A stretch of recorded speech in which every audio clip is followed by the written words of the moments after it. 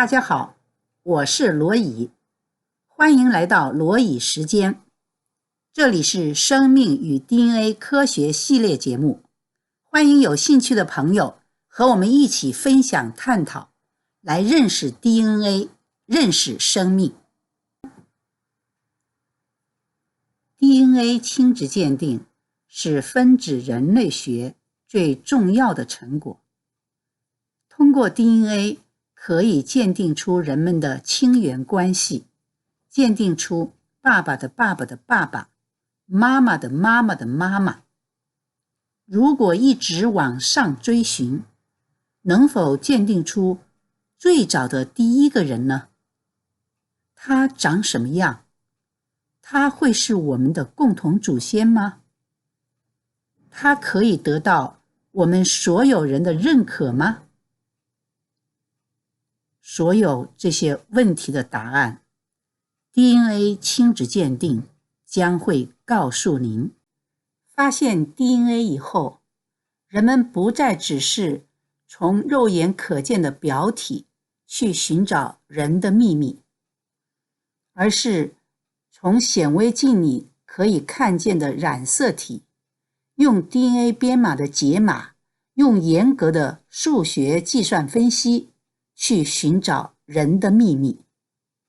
这的确是一个质的改变。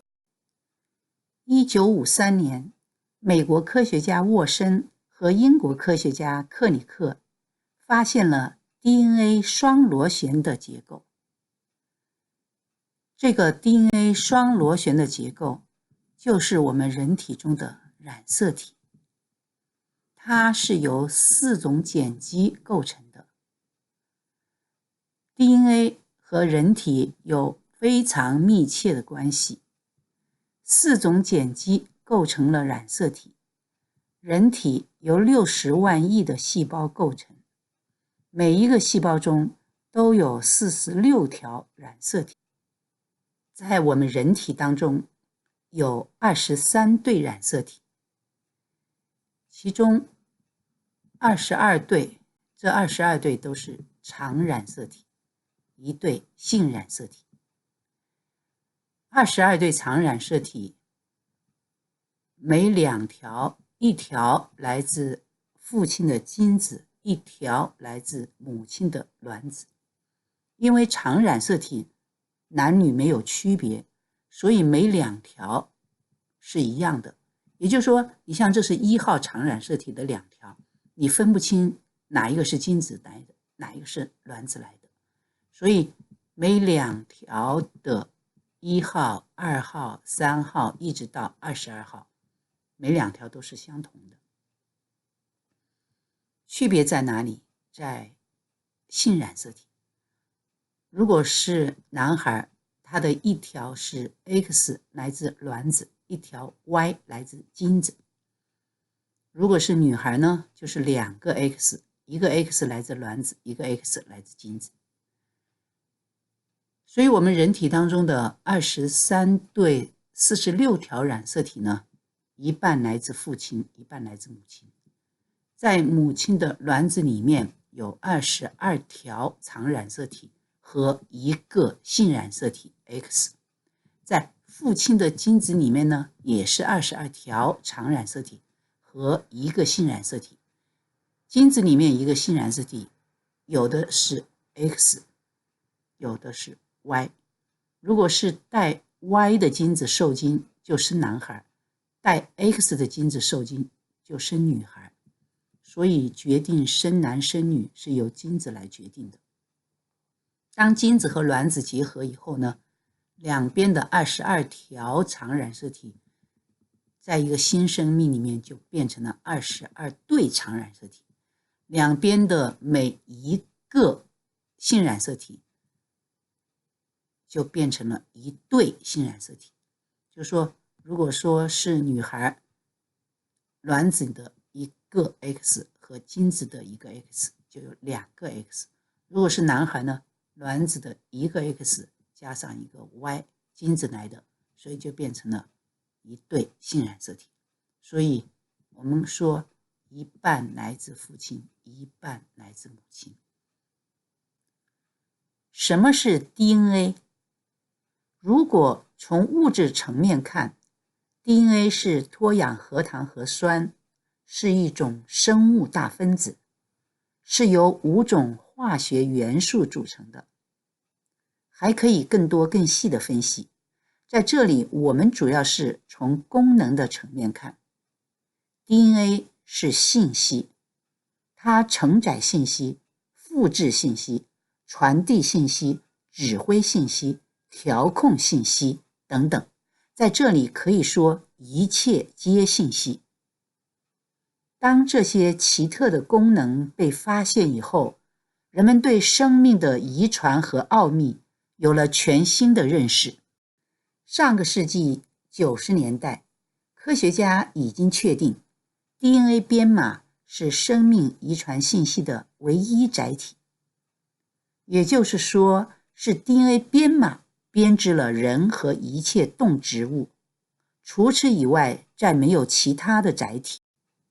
DNA 的发现揭开了全新的生命之谜，就像血型可以用 A 型、B 型、O 型、AB 型来表示那样， DNA 也可以用编码代码来表达4种碱基的代码，就是 ATCG， 这是4种碱基它们的代码。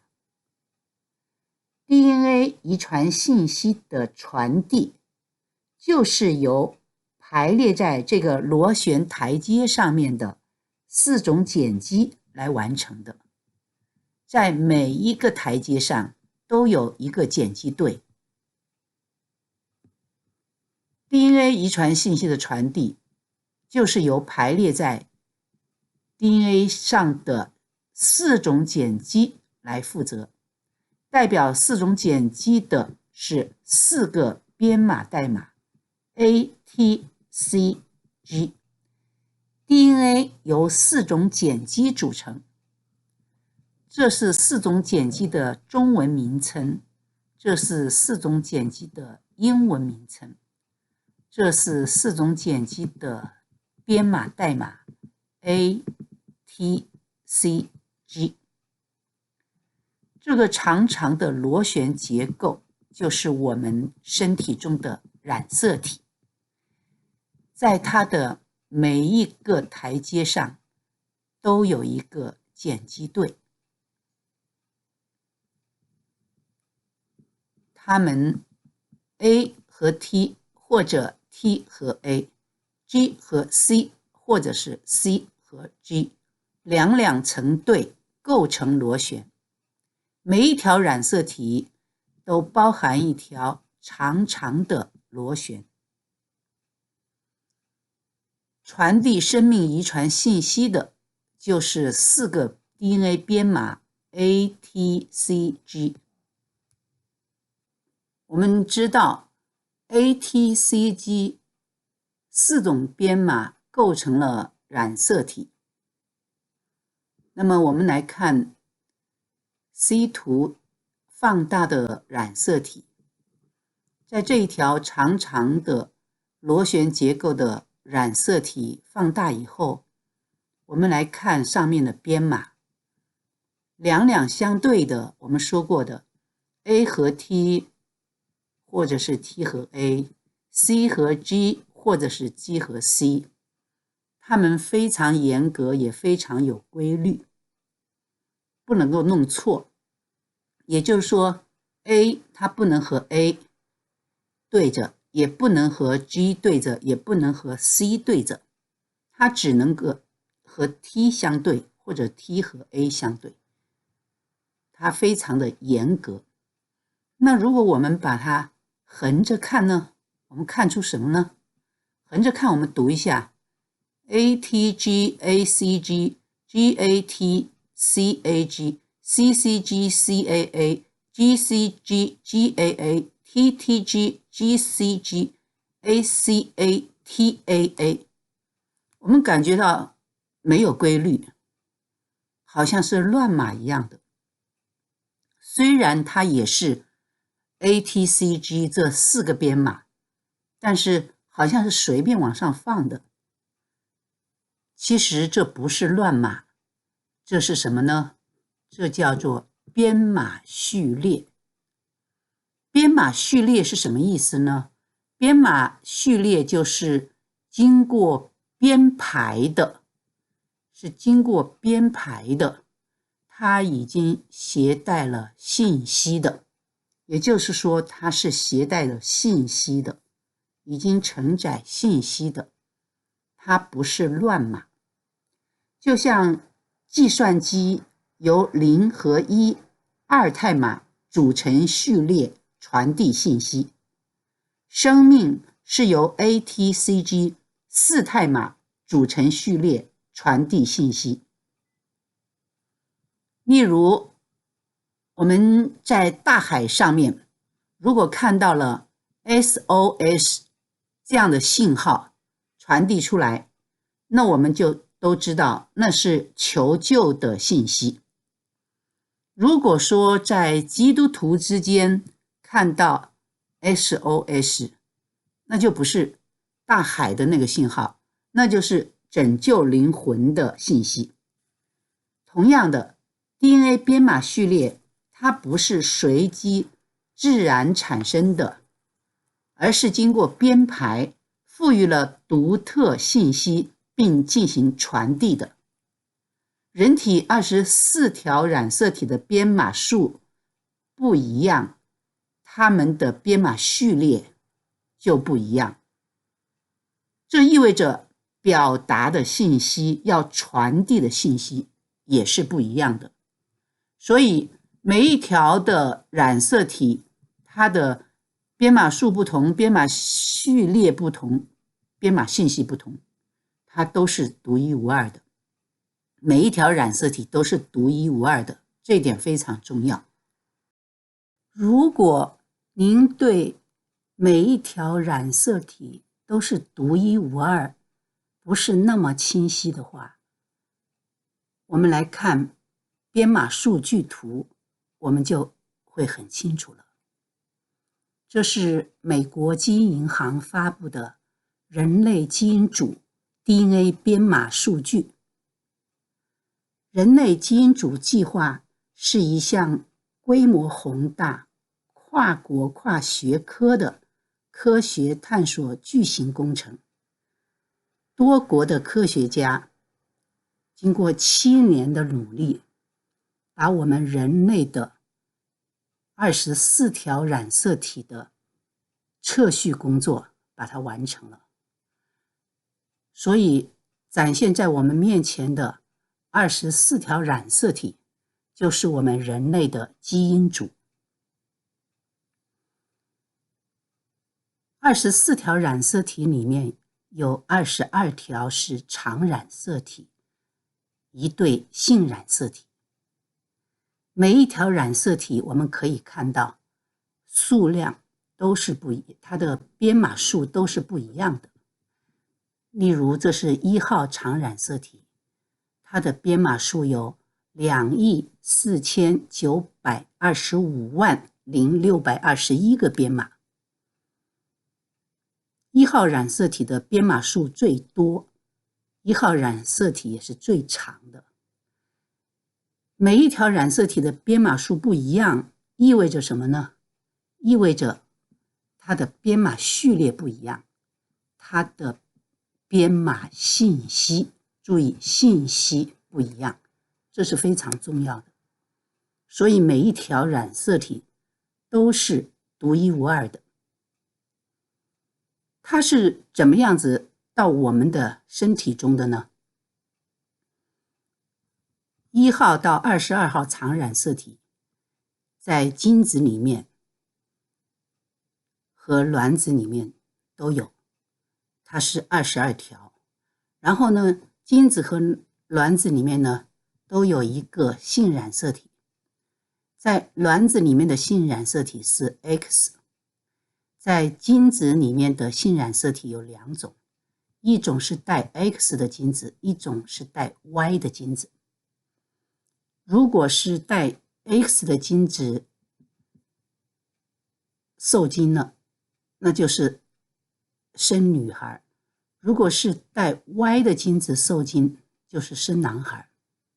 所以当一个受精卵有了精子和卵子的结合以后呢，在这个受精卵里面就有了22对常染色体，因为有22条是来自精子，22条是来自卵子，所以它有22对。然后它的性染色体呢就有2个，女生呢就有2个 X， 男生呢就有1个 X 1个 Y。 这就是我们人体每一个细胞里面的染色体。人体细胞里面的染色体就是22对常染色体和1对性染色体，就有23对46条染色体。那么我们的基因组呢，就是22条常染色体和1对性染色体。因为常染色体没有男女之分，也就是说你来自精子的1号常染色体和来自卵子的1号常染色体是没有区别的，是相同的。2号也是相同的，3号也是相同的，一直到22号。每2条虽然1条来自精子，1条来自卵子，但是它们是没有区别的。所以我们的身体当中是22对常染色体，身体中是22对常染色体，基因组是22条常染色体。这个区别在哪里呢？就是说基因组是因为测序，科学家在测序的时候他只需要测22条，因为精子和卵子里面的常染色体是相同的嘛，所以他只需要测22条，然后要测1个 X 1个 Y， 就24条，这就组成了我们人类的基因组。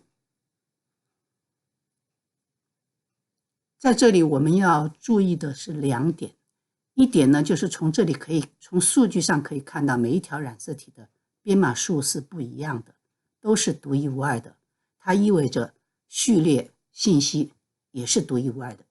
24条独一无二的染色体组成的人类基因组必然也是独一无二的。第2点我们要注意的就是基因组和基因不要混淆了，基因组不是基因的组合，基因组和基因是2个完全不同的概念。在我们的基因组的24条染色体里面，总共有30.9567.7多的编码。我们一般常常说基因组是有30亿编码，所以这个整数30亿编码。可是基因呢，在30亿编码中只有 3% 的编码属于基因， 97% 的编码和基因没有关系。所以不要误会以为说 DNA 就是基因，那是错误的。如果我们对人类基因组是独一无二这个概念还不是那么清楚的话，我们来看这个图就会更清楚了。这个图呢是达尔文想象的进化图，它是从形体状态去划分相互的关系，想象都是从一个根进化而来的。当时他不知道 DNA， 不知道染色体，更不知道每一条染色体有不同的编码数、不同的序列、不同的信息，所以它完全是从表体来看的。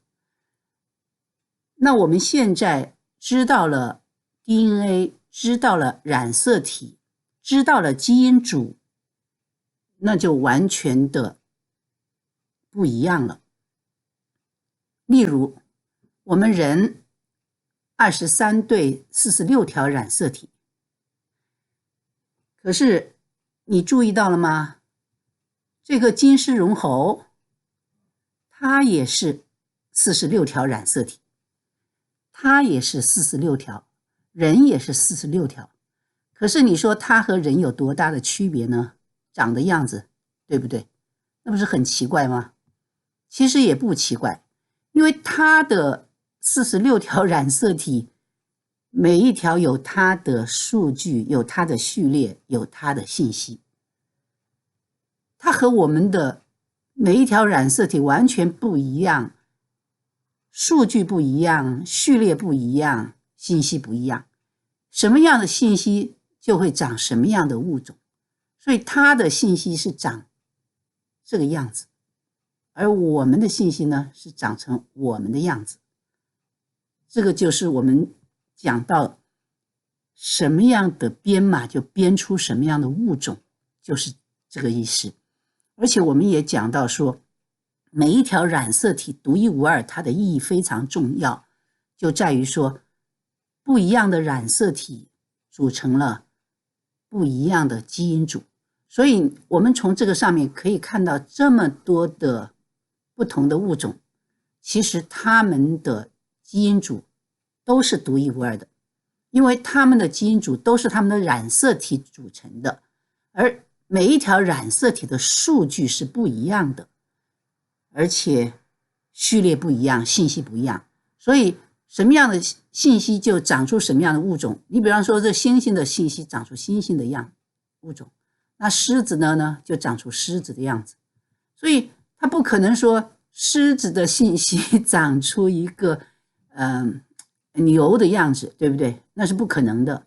所以这一点非常重要，这是因为今天这个时代我们已经知道了 DNA 是信息，所以我们才能够了解这一点，信息不一样，长出来的物种是不一样。常染色体男女没有区别，是一个很重要的发现。因为常染色体的亲子鉴定不但可以亲子鉴定出我们的父亲母亲，更重要的是可以鉴定出我们最早的祖先。我们怎样来看男女常染色体没有区别呢？我们从这以下的这2个图的比较最容易看出来。我们先来看这个图，我们知道这个图我们前面已经讲过，它是美国基因银行发布的我们人类的基因组。基因组是由24条染色体构成的，人类的基因组，其中22条是常染色体，1对性染色体，一共是24条。24条染色体是我们人类的基因组。24条染色体包含的编码呢有30亿。那么我们身体当中是怎么回事呢？我们身体当中的每一个细胞中呢，因为常染色体有双份，就是说不是22条，是22对，因为父亲那里来了22条，母亲那里来了22条，这样我们就有了22对。而因为男女又常染色体没有区别，所以来自精子和来自卵子的呢是相同的。比如说1号和1号是相同的，精子的1号、精子的2号、精子的3号，一直到22号，和基因组的1号到22号都是相同的。那卵子里面来的1号到22号呢，和基因组的1号到20号也是相同的。所以每2条1号2条，一条来自精子，一条来自卵子，它们是相同的，没有区别。所以它是双份。那么双份的原因呢，就使我们身体中的46条染色体就包含了60亿 DNA 编码。你看到没有？就是说基因组是24条，所以它是30亿。而我们人体当中呢，因为多了22条，因为是双份嘛，所以有60亿 DNA 编码。而我们的身体中的染色体是来自哪里呢？就是来自精子和卵子，也就是说分别来自父亲的精子，精子中有22条染色体和1个性染色体，卵子中呢也是22条常染色体和1个性染色体。所以这样合起来以后呢，在我们的身体当中就有了22对常染色体和1对性染色体，有了60亿 DNA 编码，就是这样子的。我们曾经说过，我们说除了每一个细胞当中都是60亿 DNA 编码，都是23对60亿，只有极少数的不是的。这个极少数指的就是精子、卵子，因为精子它只有22条，卵子也只有22条，它不是22对，因为精子和卵子合在一起了才是22对，就是指的生殖细胞，它和我们其他的细胞不一样，里面的 DNA 的染色体不同。好，这样子的话，我们就可以知道说有3个数据，对不对？一个呢就是基因组的数据，基因组是24条染色体，30亿编码。我们人体当中呢是23对46条染色体，包含有60亿的编码。还有一个数据就是我们精子和卵子里面的，它是我们身体的1半，因为我们的身体当中的染色体是精子和卵子结合以后的。人体是30亿 DNA 编码写成的。目前在基因银行除了公布了人的 DNA 编码序列，还公布了其他各物种超过1000亿的 DNA 编码序列。DNA 是生命遗传信息的唯一载体，追寻生命的源头必须以 DNA 为依据。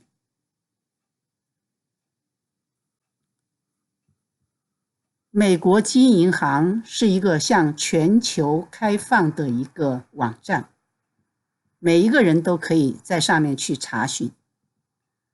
本节目所引用的 DNA 编码全部是来自美国基因银行，这是他们的网址，人人都可以在那里去免费查询。这是我们人体中的 DNA 编码。说人是这样的编码编出来的，其实不太容易被理解。我们看一下这个图，可以有一点视觉的效果。这是我们人体1号常染色体上的一段 DNA 编码，在你我的身体中都有这样的1800个编码。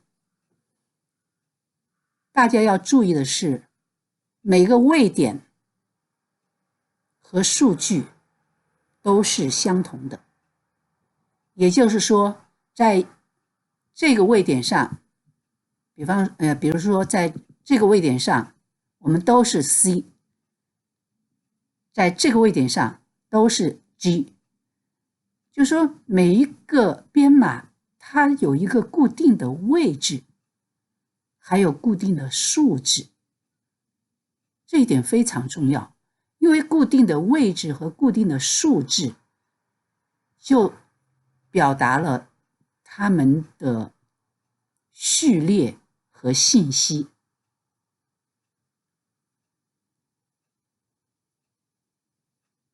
我们身体中的每一个细胞中都有这样的60亿这样的编码。我们浑身上下有60万亿的细胞，60万亿的细胞中，每一个细胞中有60亿这样的编码。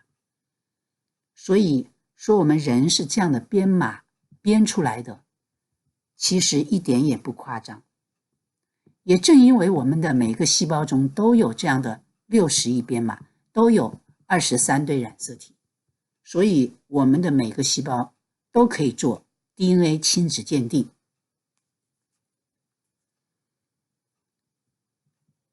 要了解 DNA 亲子鉴定，必须先了解 DNA。那我们前面已经讲了很多关于 DNA， 下面请看整个内容的小结。